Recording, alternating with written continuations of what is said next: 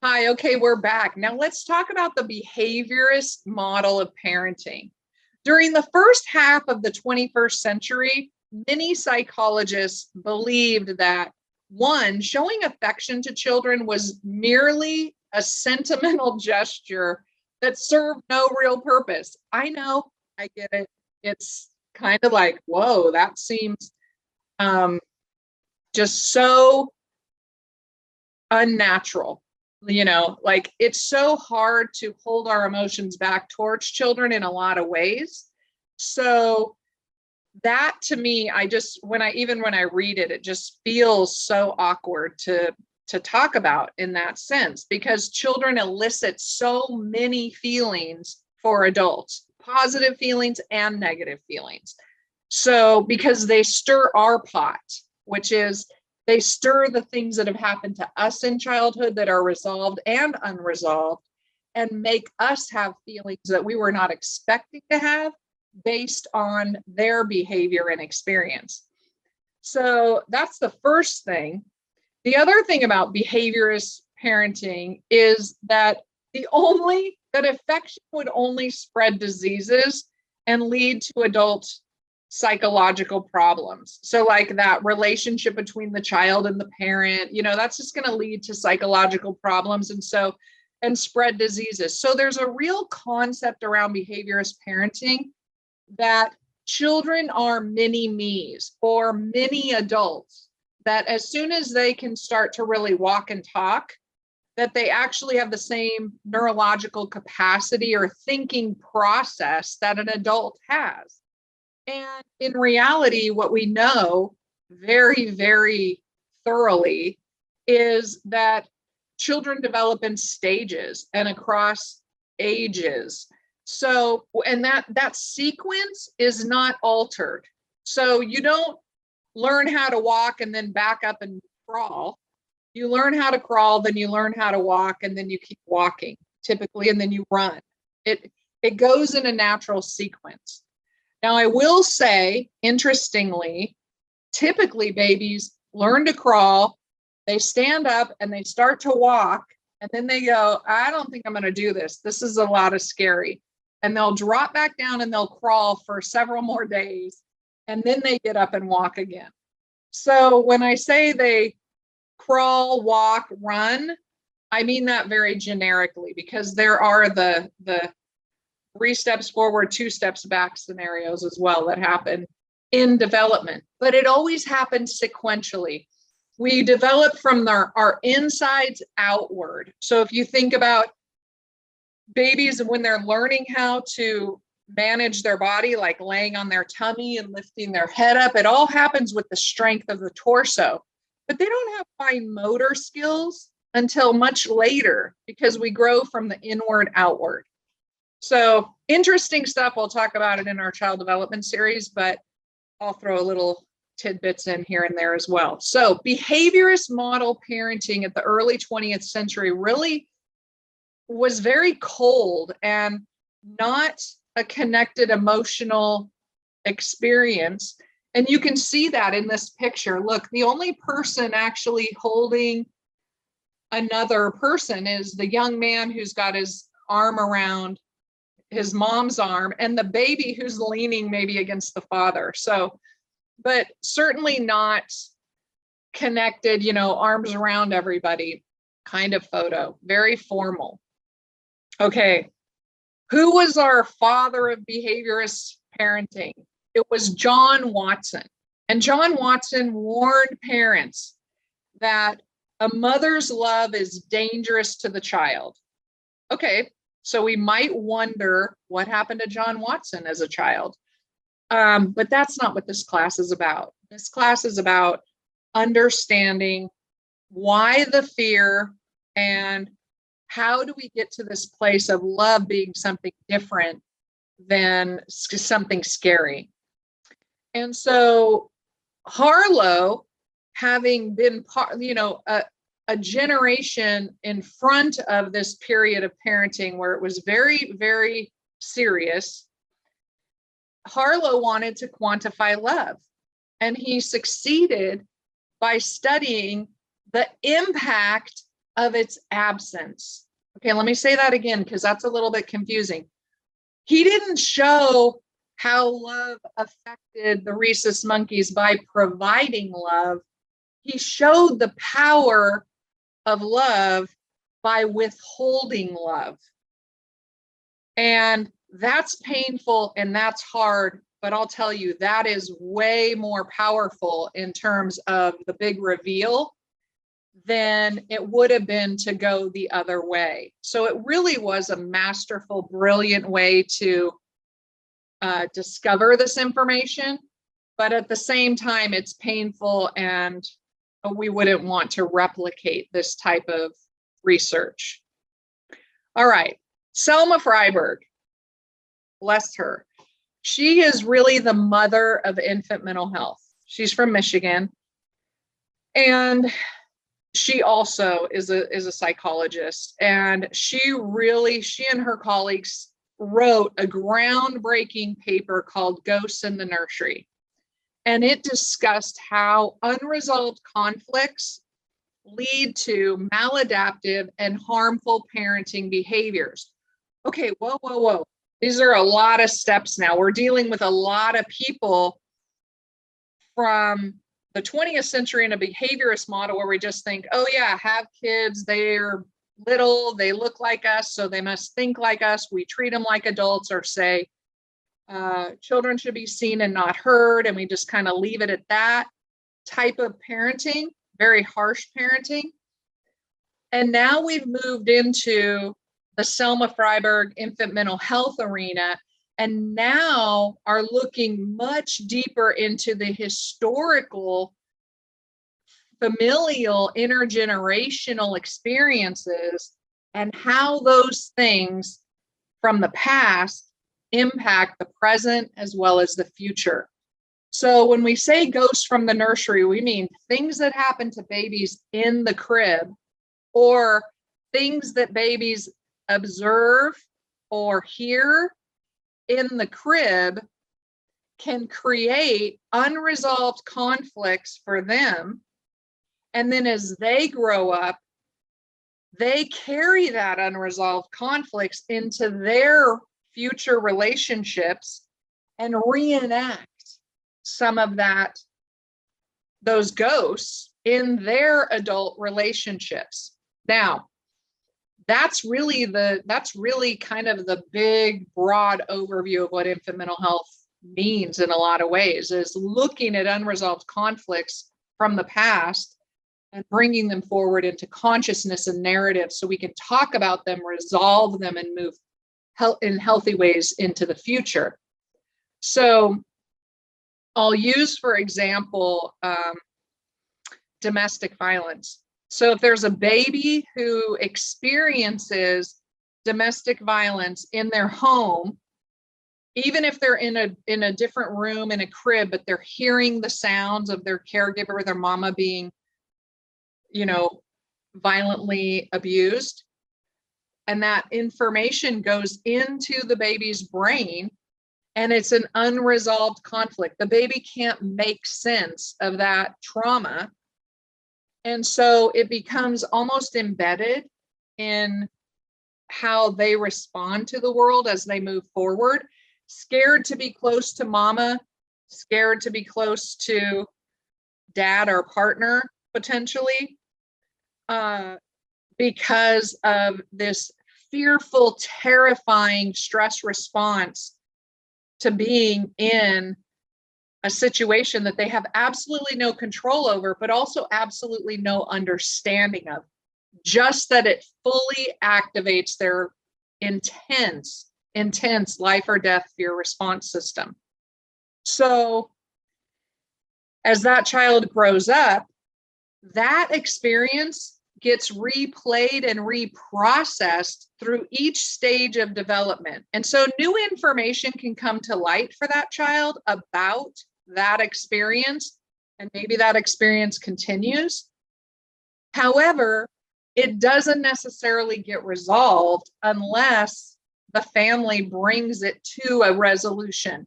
And that means brings it to a therapeutic awareness, consciousness, and healing process where that becomes understood. It has to become understood by not only the child, but also by the parents or the other people in that dynamic. So what we know from Selma Freiberg, as well as others, but she really was a shero and a pioneer of infant mental health, that maladaptive and harmful parenting behaviors don't start when you're a parent. They actually start in infancy, long before we become parents. So I think that is so fascinating and makes it scary and hard, but it also makes it, when we understand things, we have a lot better chance of getting to the other side. Okay, so let's talk about accurate history. The other part when we're talking about infant mental health is when we're relying on an infant's memory for the accurate family history. Well, hello, we're not going to get an accurate history because a lot of times, well, no, all the time, babies under the age of 2 to under the age of 3 don't have the capacity from a memory perspective or a language perspective to explain what's happened to them in their first 3 years of life, because they're doing other kinds of developing, which is why they need caregivers and scaffolding help in order to develop in healthy and developmentally appropriate ways. So that lack of historical information, what happened to me or what happened to you, can be a really big question. Makes it difficult. Not knowing makes it difficult to reveal awareness and consciousness in order to address broken relationships. So if somebody doesn't have a relationship or a cold relationship or a angry relationship with somebody in their family, a parent, a sibling, somebody else, it can be from something way back in their early childhood, but they may or may not know what that is. And so sometimes we have to pull in our family historians and other historians in our lives who can help fill in the gaps and the puzzle pieces of what happened to us or to others to help us understand how this is now affecting our relationship in real time. Now I'm going to share a story about this photograph because it's very eerie. And back in the early turn of the century, what people did, they only took photos of family members when they died, when they were passing. And so what you can't really tell in this picture is that one of these children isn't alive. And the other child is with the baby, taking the picture like as a goodbye. So what, and I hope you're taking kind of a deep breath, like, oh, I can't imagine having my probably 3-year-old take a photograph next to a dead infant. That could be really very scary, especially your sibling, somebody that you've interacted with and now is gone. 3-year-olds don't have a very large capacity for understanding the finality of death. So losing this baby is very confusing anyway, let alone the baby not responding the way the baby typically would respond before whatever happened. The baby got sick and died. So this is sort of the natural sequence of something happening that creates a trauma that almost goes unrecognized or is invisible to other people because this seems so appropriate. If this is the only time people take photographs, adults take photographs of people when they die, then why would you not put a child in that same situation? Because remember mini me's? She's just a mini adult with all the same capacity, just a little bit younger than an adult so she can understand it. Or we do the other thing that adults sometimes do with children, and is just pretend. They'll forget. They don't have a recollection or a memory of it. But in reality, yes, they do. Things that are powerful, meaningful, and important get stored in the brain, and they continually repeat themselves because they want to come out and be made conscious. And that's how we learn and understand ourselves in our own personal development, is that we learn what's happened to us. And so, okay, this is a heavy slide and it's a lot of information, but I'm sure you're staring now at the picture going, oh my gosh, that would be trippy. And it is trippy. But the past informs the future. So without understanding this, it makes it difficult to understand how our parents or grandparents or great-grandparents came into their adult world. This was their early childhood experience. And so maybe that does start to begin to explain their relationship with their children and moving forward across generations. Renee Spitz, he had the benefit that Harry Harlow did not have, which was of researching unmothered babies in a hospital setting where those babies were already not being mothered. So let me set the stage for you here. Renee Spitz was an Austrian-American psychoanalyst. He worked much of his career in Denver, Colorado, and he's known for his work with infants in hospitals. Their mamas were hospitalized, and so what happens when moms were hospitalized, they would put the babies into the nursery at the hospital, and basically they were just provided maintenance care. So they didn't have any loving mothering anymore. So they could have been taken from their mamas where they had had lots of engagement. And all of a sudden now they're in a very institutionalized setting where they're just getting food. They're just getting diapers changed, a little bit of contact each day, but really not the loving care that we would expect to see from a mama and a baby. So but again, if you think that a child is a little adult, then you could presume that, oh, mama's got to go have a surgery, you'll be fine, just stay here, I'll be back. And believe that the child can understand that. But in reality, what we know today is that is not true. Children cannot understand that, especially in infancy and toddlerhood or early childhood. They don't understand that. That creates a defense that requires them to protect themselves from having that loving relationship for fear of losing it. Because there's nothing more desperate than losing that loving relationship with your parent or caregiver who you rely on for survival and loving connection. All right, let's watch a video. Okay, hold on to your seats. I want to give you a quick warning. This is emotional. It's hard to watch. So if you cry, it's okay. It's okay to have big feelings about this because it's painful to watch and it might trigger some emotions in you. And that can be a place for you to look at, how your relationships were in early childhood. All right, let's watch the video.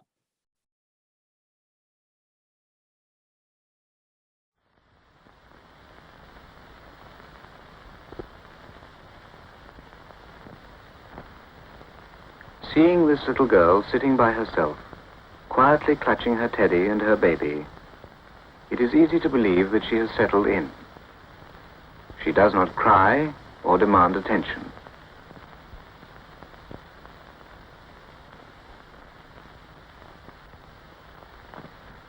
But see what happens when the nurse comes at playtime. Today it takes longer to make contact, and although the nurse tries hard to cheer her up with toys, Laura doesn't respond.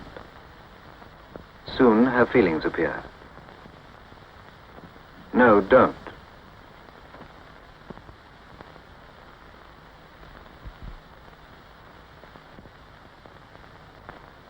She asked, "Why is that boy crying?" and immediately burst into tears. Again she says, "I want my mummy."